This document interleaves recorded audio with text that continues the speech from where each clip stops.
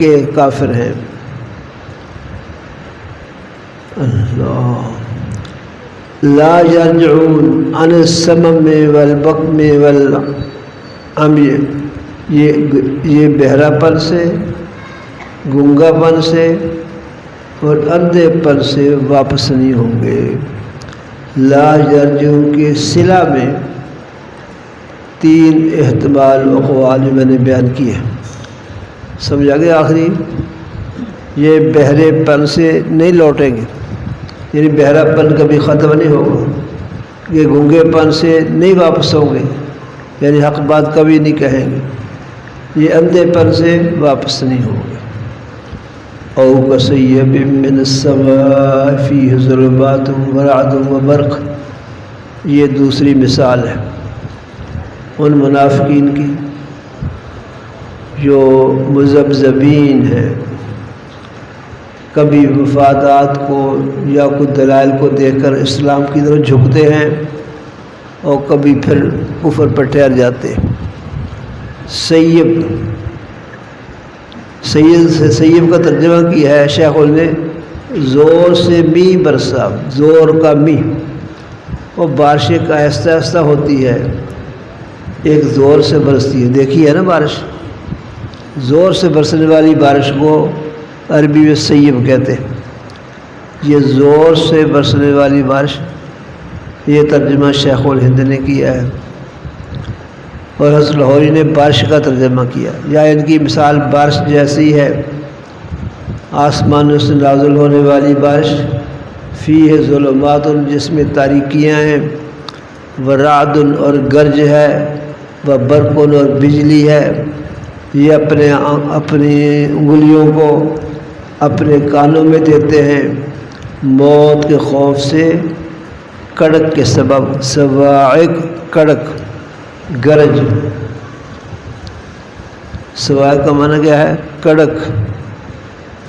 یہ کڑک کا ترجمہ حضرت تھانوی نے کیا ہے اور حضرت لاہوری، دو بزرگوں نے کیا۔ حضرت لاہوری، حضرت تھانوی ترجمہ کرتے ہیں صواعق کا کڑک۔ اللہ واللہ محیط بالکافرین، اللہ کافروں کا احاطہ کرنے والے ہیں۔ او کصیب، مثال ان کی زوردار می کی ہے، بارش کی ہے، بارش برستی ہے تو اس کے اندر تاریکیاں بھی ہوتی ہیں، دیکھتا کبھی تاریکی چھا جاتی ہے، گرج اور کڑک بھی ہوتی ہے، بجلی کی چمک بھی ہوتی ہے، یہ سب کچھ ہوتا ہے۔ یہ جتنی چیزیں ہیں اسلام میں جو ان کے راز فاش کرتی ہیں اور ان کو نقصان پہنچاتی ہیں، یہ ساری وہ ہے۔ واللہ محیط بالکافرین، اللہ کافروں کا احاطہ کرنے والے ہیں۔ یہ احاطہ کرنے والے ہیں، اس کے مفسرین نے چند مطالب بیان کیے۔ محیط کا معنی جامع، اللہ کافروں کو قیامت میں جمع کرنے والے ہیں سزا کے لیے، جامعہم کے معنی میں۔ دوسرا ترجمہ محیط بالکافرین، مہلکہم، اللہ ان کو ہلاک کرنے والے ہیں، مہلکہم۔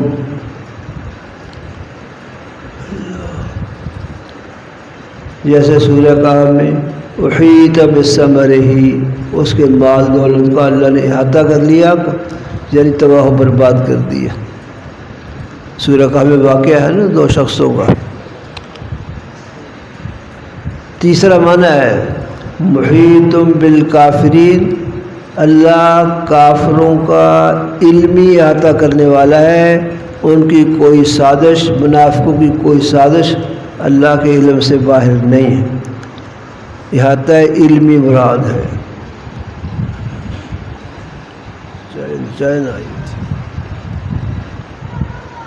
یکاد البرق یخطف ابصارہم، قریب ہے کہ بجلی اچک لے ان کی نظروں کو، نگاہوں کو، جب ان کے لیے روشنی ہوتی ہے۔ مشوفی، کیا کرتا ہے تو چھوڑ دے،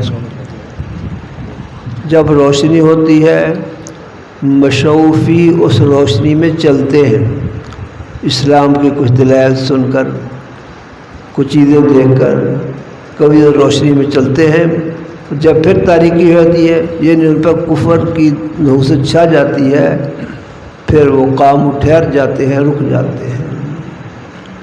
دیکھا نا، اسلام کی طرف چلے پھر ٹھہر گئے، یہ ان کے تذبذب کی بات ہے، کبھی ادھر کبھی ادھر۔ اس لیے یہ ان منافقین کی مثال ہے جو مذبذبین ہیں، جو قابل اصلاح منافقین ہیں بقول حسن ہوری کے۔ کلما ازاء، جب ان کی روشنی ہو جاتی ہے، مشوفی اس میں چلتی ہے۔ یہ مشو کو مشکل نہ سمجھو، مشا یمشی چلنے کا معنی نہیں آتا، مشا یمشی چلنا وہی مشو۔ جب ان پر تاریکی چھا جاتی ہے، قاموا، کھڑے ہو جاتے، رک جاتے ہیں۔ اگر اللہ چاہتا ان کی کانوں کو لے جاتا، ان کی آنکھوں کو لے جاتے، بے شک اللہ پاک ہر شے پر قدرت والے ہیں، اس لیے اللہ یہ سارے کام کر سکتے ہیں۔ یا ایھا الناس اعبدوا، اے لوگو عبادت کرو اپنے رب کی۔ اس کا ربط ما قبل سے۔ اور رات کے بارے میں ایک بات رہ گئی، اوپر ہے فیہ ظلمات و رعد و برق، اس بارش میں تاریکیاں ہیں، اور رعد ہے، رعد جس کا ترجمہ ہم نے کڑک اور گرج سے کیا ہے۔ رعد کے چند معنی ہیں۔ اللہ، تھوڑا پانی دے بیٹے۔ نمبر 1، فرشتے کی آواز جس سے وہ بادلوں کو ہانکتا ہے۔ رات کا ایک معنی، فرشتے کی آواز جس سے وہ بادلوں کو ہانکتا ہے۔ نمبر 2، فرشتے کی تسبیح کی آواز، یسبح الرعد بحمدہ، فرشتے تسبیح کرتا ہے، اللہ کا نام لیتا ہے، اس کی آواز کڑک بن کے ہمیں سنائی دیتی ہے۔ فرشتے کی تسبیح کی آواز، یسبح الرعد بحمدہ۔ نمبر 3، آسمان اور زمین کے درمیان سخت قسم کی ہوا ہے، یہ اس کی آواز ہے۔ آسمان زمین کے درمیان ایک سخت قسم کی ہوا ہے، اس ہوا کو رعد کہا جاتا ہے۔ نمبر 4، اجرام سحاب کے پھٹنے کی آواز، بادلوں کے پھٹنے کی آواز ہے رعد۔ یہ سارے اقوال مفسرین نے لکھے۔ یا ایھا الناس اعبدوا ربکم، ربط ما قبل سے۔ جمہور مفسرین فرماتے ہیں ربط تینوں جماعتوں کے تذکرہ کے بعد، 3 جماعتیں کون سی ہوئیں؟ مومنین صالحین، دوسرے کافرین مجاہرین، تیسرے منافقین کافرین۔ تینوں گروہوں کے تذکرہ کے بعد اب سب کو خطاب عام ہے، یا ایھا الناس۔ اس خطاب میں وہ کام بتلایا جا رہا ہے، کتاب اللہ جس کے انجام دہی نازل کی گئی۔ اس خطاب میں وہ کام بتایا جا رہا ہے جس کے لیے کلام الہی نازل ہوئی۔